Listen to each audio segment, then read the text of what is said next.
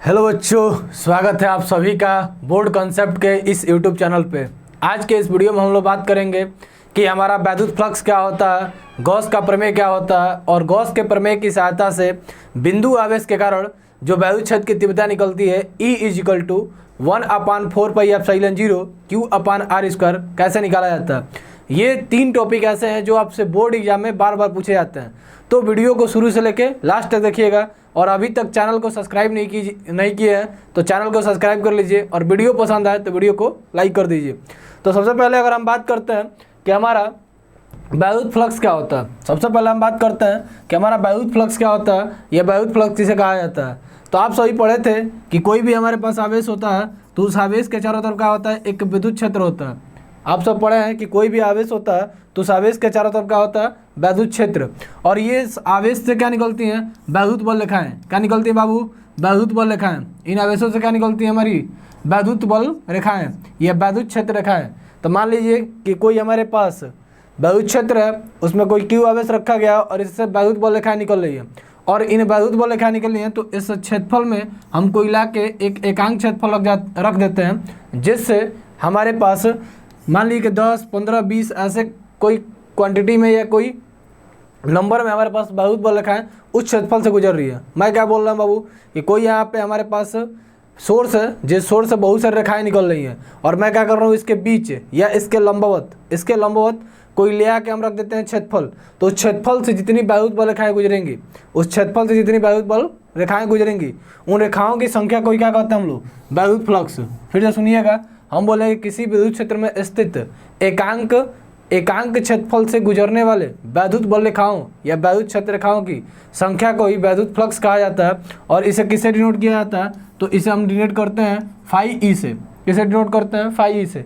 चूंकि यह एक संख्या है तो इसलिए यह एक अदिश राशि होती है। कैसी राशि होती है, अदिश राशि। कैसी राशि होती है बाबू, अदिश राशि। इसकी अगर हम परिभाषा लिखने की बात करें तो इसके परिभाषा को हम लिख देते हैं, क्या बोला गया, किसी विद्युत क्षेत्र में स्थित एकांक बोल लीजिए, या किसी विद्युत क्षेत्र में स्थित या उपस्थिति बोल सकते हैं, स्थित किसी क्षेत्रफल से गुजरने वाले, किसी क्षेत्रफल के लंबवत गुजरने वाले वैद्युत बल रेखाओं की संख्या को वैद्युत बल रेखाओं की संख्या को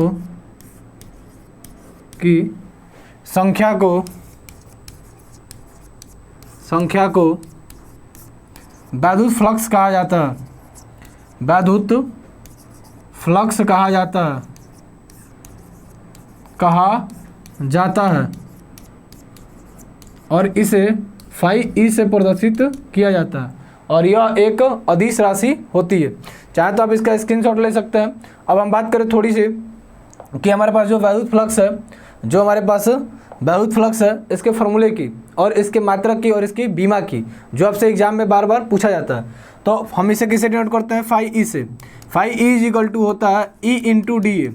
E × dA का मतलब होता है कि कोई वैद्युत क्षेत्र है और उसमें जो क्षेत्रफल हम रखे हैं, ये हमारा वैद्युत क्षेत्र था, और इस वैद्युत क्षेत्र के हम क्या करें, इसमें एक क्षेत्रफल रखें। तो ये क्षेत्रफल जब रख रहे हैं तो इन दोनों का जो गुणनफल होता है, उस गुणनफल को क्या बोलते हैं, फ्लक्स। मान लीजिए कि जब दोनों को रख रहे हैं तो दोनों के बीच कुछ एंगल बन रहा है, कुछ कोण बन रहा है। तो जब कोण बनता है तो ये फार्मूला हमारा होता है E × dA cos थीटा। और थीटा क्या होता है, तो वैद्युत क्षेत्र और वेक्टर सदिश जो होता है उसके बीच सदिश क्षेत्रफल या क्षेत्रफल सदिश जो होता है उसके बीच का बना कोण, ये cos थीटा जो दिख रहा है, ये क्षेत्रफल सदिश का हमारे पास और वैद्युत क्षेत्र के बीच बना कोण होता है। तो ये हो जाएगा हमारा इसका फार्मूला। ठीक, अगर इसका मात्रक की बात करें कि इसका मात्रक क्या होगा, तो मात्रक इसका हो जाएगा बाबू, इसका मात्रक होता है न्यूटन पर कूलम। इसका मात्रक क्या होता है, न्यूटन पर कूलम। और ये क्षेत्रफल है, तो क्षेत्रफल का मात्रक क्या होता है, मीटर। और क्षेत्रफल के मीटर का स्क्वायर, तो ये हो जाएगा मीटर का स्क्वायर। तो इसका मात्रक हो जाएगा न्यूटन मीटर स्क्वायर पर कूलम इसका क्या हो जाएगा मात्रक। अगर हम इसकी बीमा की बात करें, किसकी बात करें बाबू, इसकी अगर हम बीमा की बात करें कि इसकी बीमा क्या होगी, तो इसकी बीमा हमारे पास हो जाएगी न्यूटन। न्यूटन की बीमा क्या होती है, एम एल टी के पावर माइनस का 2, एम एल टी के पावर माइनस का 2। ये क्षेत्रफल है, क्षेत्रफल का मतलब लंबाई, लंबाई का मतलब इसका मात्रक होता है मीटर, और मीटर का जो बीमा होता है वो एल का स्क्वायर। यहाँ पे एल हो जाएगा, तो यहाँ क्षेत्रफल है तो ये हो जाएगा एल का स्क्वायर। क्या हो जाएगा बाबू, एल का स्क्वायर, ये हो जाएगा हमारा एल का स्क्वायर। अपान में कुलाम है, तो कुलाम की बीमा क्या होती है, एटी, तो यहाँ हो जाएगा एटी। इसको थोड़ा एक लाइनर लिख दीजिएगा या वन लाइनर लिख दीजिए, बस वही हो जाएगी आपकी बीमा। तो बीमा लिखेंगे इसका, तो क्या हो जाएगा एम एल, यहाँ का एक और यहाँ का 2, 3 हो जाएगा, तो एल के पावर 3, टी एक ऊपर जाएगा तो माइनस का 2 पहले से था, एक जा रहा है ऊपर, ये प्लस का 1 ऊपर जाएगा तो माइनस का 1, तो माइनस का 2 और माइनस का 1, माइनस का 3, तो टी के पावर हो जाएगा माइनस का 3 और ए ऊपर जाएगा तो ये हो जाएगा ए के पावर माइनस का 1, तो ये हो जाएगी इसकी बीमा। ठीक, 13 माइनस 31 करके आप इसको बीमा याद कर सकते हैं। तो वैल्यूज फ्लक्स क्या है ये समझ गए, तो हम अब बात करेंगे कि गॉस का प्रमेय क्या होता है और गॉस की प्रमेय की सहायता से किस तरह हम एकल बिंदु आवेश के कारण वैद्युत क्षेत्र की तीव्रता निकाल सकते हैं। ठीक, इसका स्क्रीनशॉट आप ले सकते हैं, बोर्ड एग्जाम में आपसे बार बार पूछा जाता है। आगे हम बात करते हैं गॉस की प्रमेय की, कि गॉस का प्रमेय क्या होता है। गॉस का प्रमेय बहुत सिंपल है, ये बोलता है कि किसी बंद पृष्ठ, गॉस के प्रमेय के लिए ऐसा हमेशा याद रखिएगा, कोई ना कोई बंद पृष्ठ होना चाहिए। ये कहता है कि किसी बंद पृष्ठ से गुजरने वाला वैद्युत फ्लक्स, किसी बंद पृष्ठ से गुजरने वाला वैद्युत फ्लक्स, ठीक, उसमें उपस्थित आवेश के 1/4 गुना होता है, 1/4 गुना होता है। ये कहते हैं, मान लीजिए कि हमारे पास कोई आवेश है और इस आवेश के चारों तरफ का है एक क्षेत्र है जो क्या है बंद, तो ये बोलते हैं कि इस बंद पृष्ठ से गुजरने वाला वैद्युत फ्लक्स, इस बंद पृष्ठ से गुजरने वाला वैद्युत फ्लक्स, ठीक, वैद्युत फ्लक्स इसमें उपस्थित आवेश के 1/4 गुना होता है। इसको शॉर्ट में एक से लिखा जाता है, वैद्युत फ्लक्स का मतलब फाई ई क्या होता है वो, क्यू मतलब आवेश क्या होता है 1/ε0 गुना होता है, ये एप्सिलॉन गुना होता है। ये होता है क्या चीज़, हमारा गॉस का प्रमेय। इसको भी चाहे तो आप लिख सकते हैं, क्या बोला गया, किसी बंद पृष्ठ से गुजरने वाला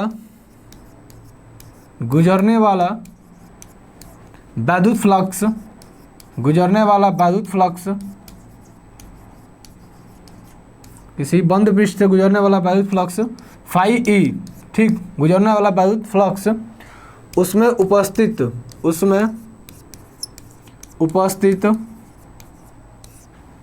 आवेश के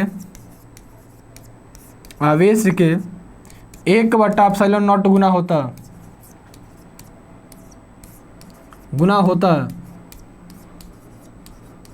ठीक, 1/ε0 गुना होता है। यही क्या आपका गॉस का प्रमेय।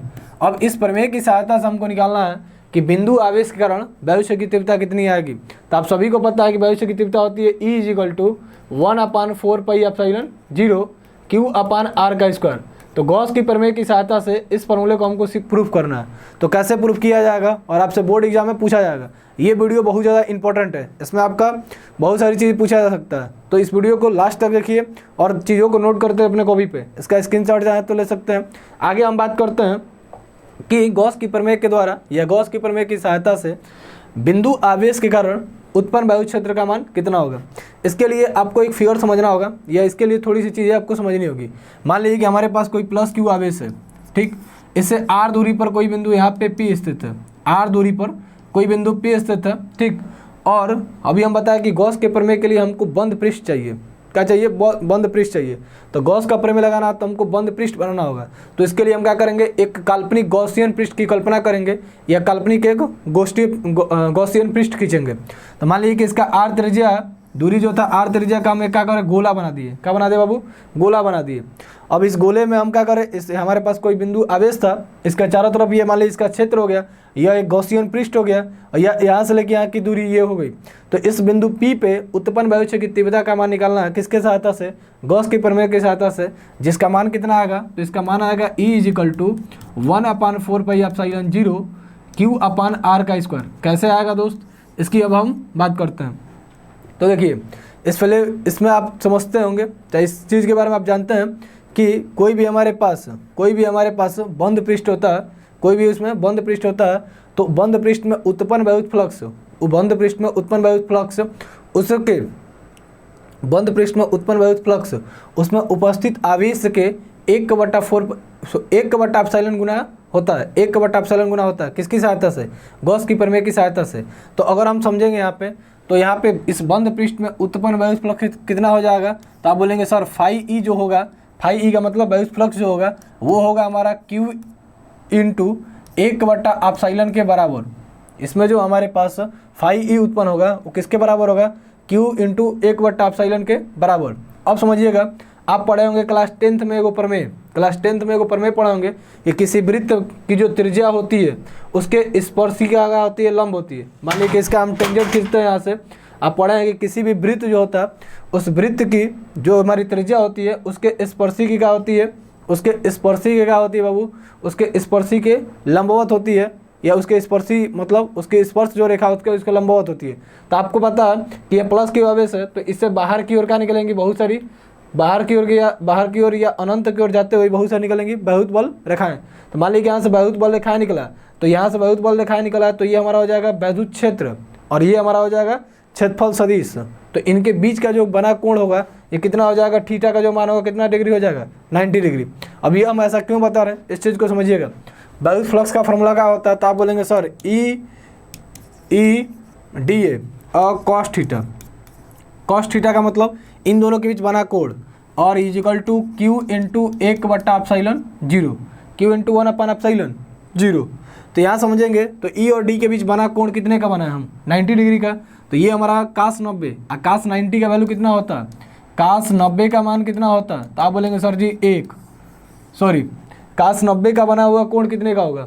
cos जो 90 का मान होगा वो कितने डिग्री का बना होगा?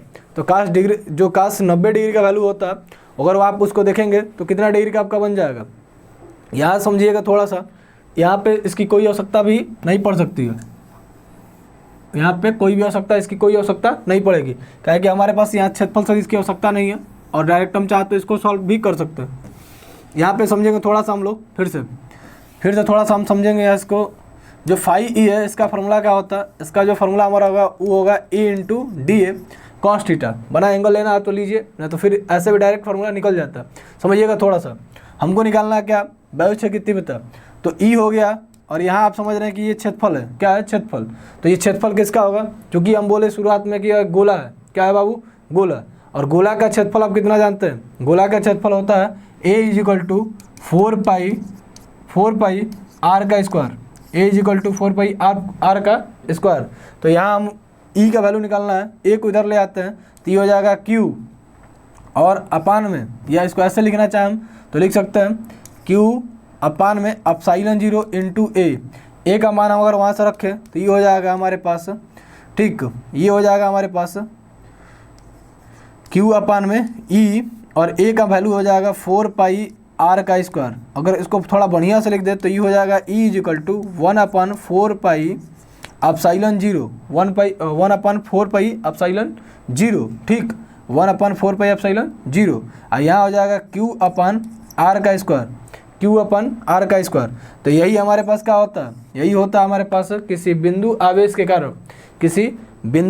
के कारण उत्पन्न वायु क्षेत्र की तीव्रता किसके प्रमेय की सहायता से? गॉस की प्रमेय की सहायता से। यहाँ से आपका 3 अंक का क्वेश्चन पूछेगा। कितने अंक का पूछेगा? 3 अंक का क्वेश्चन पूछेगा। और पीछे के जो टॉपिक आप पढ़े हैं वायुत फ्लक्स और गॉस का प्रमेय, वहाँ से आपके पेपर में 2-2 अंक का पूछे जाएंगे कि गॉस का प्रमेय क्या है, बार पूछे जाते हैं।